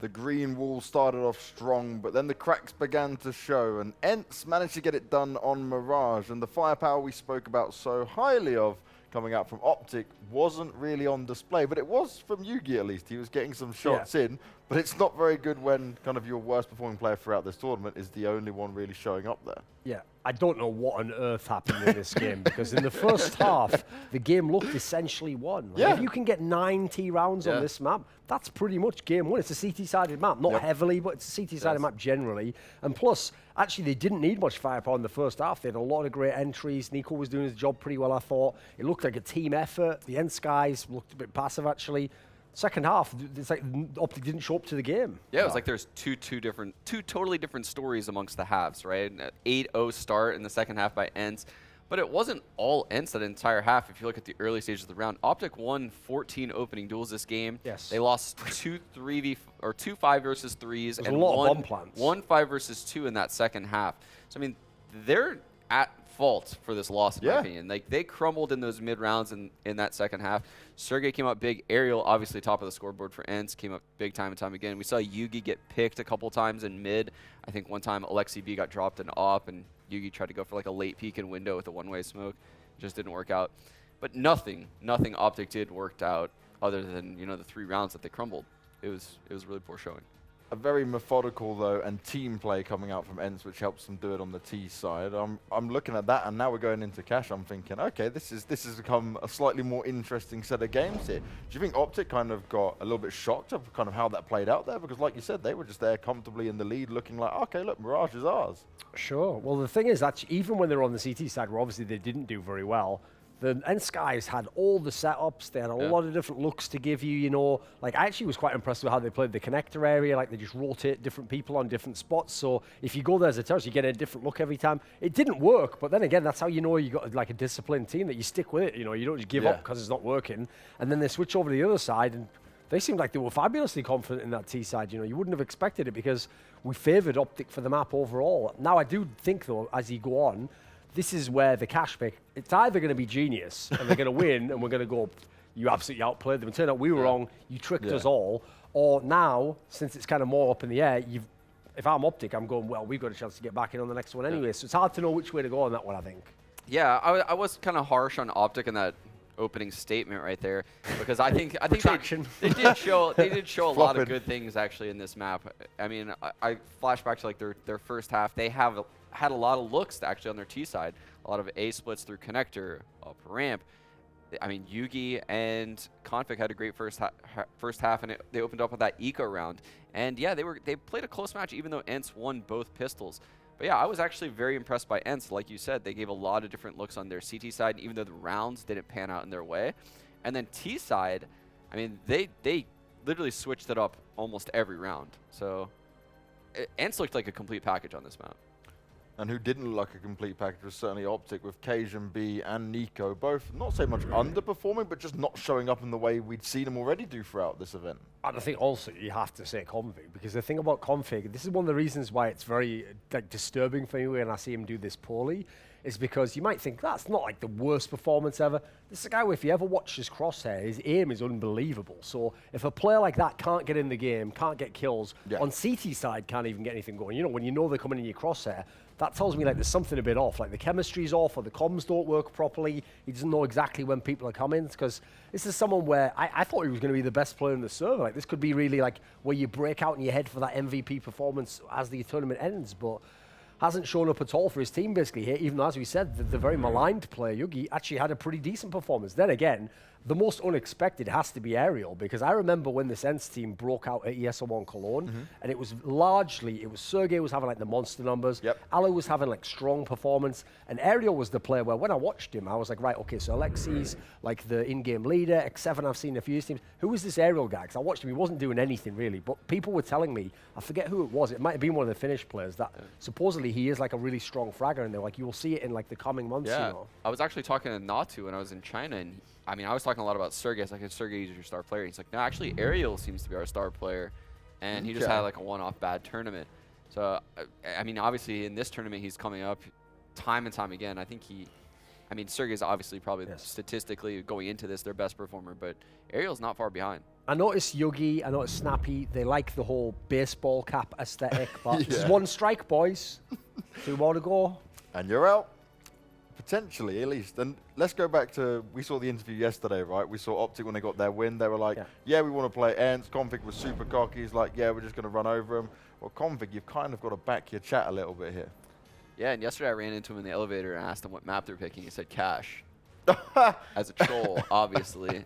But it turns out he's playing Cash, so I hope he actually prepared for it. Yeah, this could be the scary thing then, right? If they are completely, like we said, we don't have the stats on them to say they've played Cash at any point. If they can't deliver now, then they could just end up being completely overrun. And certainly if the star players don't come into this game, it's going to be a very interesting series here. We could be looking at a 2-0. This is also why I'm starting to get interested in the ENCE squad. Like before, they had a bunch of results, but the tournament's been so up and down. It was hard to know like how much is them playing good, how much is this guy playing poorly. But I have to say, I've now seen a couple of opponents they've played against where one of the ways they've won is like neutralize the star players of the other team. Like when I watched that big series, it was Tabson was going ham the whole time. Smoothie was up here or he was down here. It's like you didn't really have the same consistency you had elsewhere. So one of the factors that will mitigate having star players is when someone has great team play, they have good comms. That's how you mitigate it, because you have the 2 players or you have a trade scenario or you have someone rotate elsewhere. So, and so far, I don't really know that I'm think they're going to go ahead and win the tournament.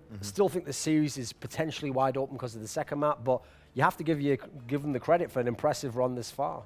And we talk about their team performance, right? We're seeing, again, another round where we're getting 10, 12 rounds on the board there for the other team, but they're comfortably managing their economy, playing the smart game, looking at it in a way that, oh, we don't need to kind of rush this down, and they always kind of starting to make the right decisions as a team here. Yeah, in my head, I was watching that second half just now. I was like, oh, there's so many rounds that, you know, OpTic are blowing in these 5 versus 3 scenarios. ENCE's money has to be a little bit shot in once, you know, OpTic wins a round or 2. And then I looked at ENCE's money, and it was out of control. They had like 10K apiece. So I was like, okay, they're definitely going to run away with this. So yeah, they're doing a really good job managing their economy, not wasting guns when they don't need to. And they play those mid-round scenarios surprisingly well, considering how young of a team they are. Now, coming into this, what do we need to see from both teams on Cash? Because it's the unknown entity, something. right? So if we, we need to see them play the map. Yes. But I mean, in terms of, we can't see another performance from the OpTic guys, right? In terms of you can't not frag. It's all good seeing Yugi be able to do it, but everyone else we spoke about needs to actually deliver this time around. Well, if you don't play Cash, like if you don't have all the Molotovs and you don't have all the communication for how you set up mid and make sure you don't get flanked and put pressure on them, if you don't have all these factors, which you don't know if either team does at the moment, you better come with fragging. You better have some star power, and then when you get to the post-plant situations, you better have some team play as well. You better be able to actually play off each other, be able to lose a man and still win the 2v3s, etc. And obviously they were unable to do that at all in this first map. There was a time where MSL's lineup with Config played Cash for a little bit. I remember Config it was like beginning of 2017. Yeah, Config opt the B side a lot. Now this Config hasn't opt at all this event, so I highly doubt we're going to see that out of him. I have no idea how they're going to approach this map. If Yugi's going to be opping mid as CT, or if he's going to be opping one of the bomb sites. I mean, right now the meta is to have your opper play towards the B bomb site a lot of the times, but who knows? Like, honestly, I don't know if they even watch Cash games. Like, it's such a black hole. All right, before we end this, any flip-flopping, or are you sticking with OpTic, guys? I think I kind of have to flip-flop back. I'm going back. It's going back. Okay. You know what? John Kerry, guess. my real vote is all that matters. It's on Twitter. Yes, exactly. And you can't take it back because it's the internet. There you go. Take it back. Okay. Duncan, you sticking? I'm going to say that well, here's the problem with this one is, like, if I had have picked ENCE to win this before, I would have said I'd stick with it and it'd be like, I'd pick them for this map, but I'll take the loss for the series. Okay. I'll say on this one, it's really up in the air. I didn't know what would happen on this one. It's hard to know with no information. So I guess I'll stick with OpTic. I'll say they'll win it somehow. Okay. I'll put faith in OpTic, as foolish as that in main DB. All right, well, we are going to go to a quick break, but when we come back, we will be seeing Cash go down. Depending on what we see from both teams, it could be scrappy or it could be a very tactical affair. We'll have to wait and see. Guys, do come back. We'll be there very shortly.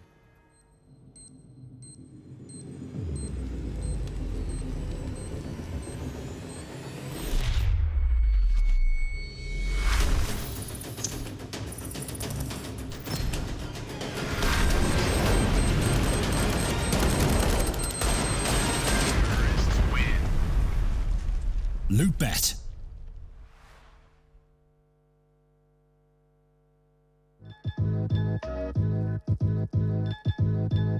With Hellcade StarSeries multi-cases, you're no longer restricted by random case opening mechanisms. Now, you are able to pick any of the cells containing skins and actually determine what you win. Use the promo code and dive right in.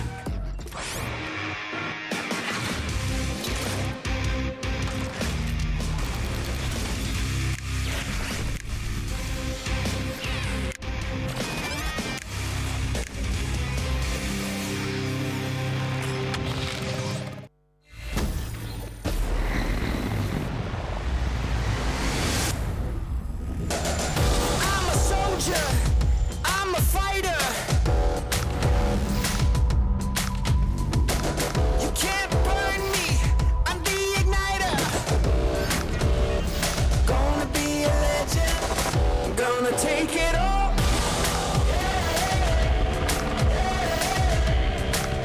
Watch me crush it like a wrecking